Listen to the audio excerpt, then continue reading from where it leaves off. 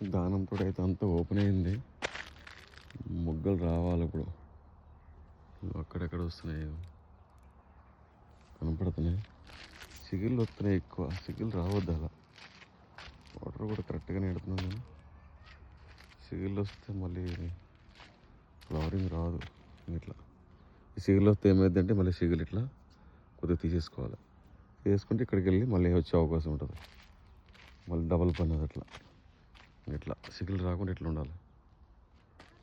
Open అవుతున్నాయి అంతా కనపడుతున్నాయి మొగ్గులు అక్కడక్కడ. ఇవి ఉంటాయో రాలిపోతే తెలియదు కానీ చూడాలి. అప్పుడే తెలియదు, ఇంకా టైం పడుతుంది. మొన్నే కదా ఏప్రిల్ కొడతా.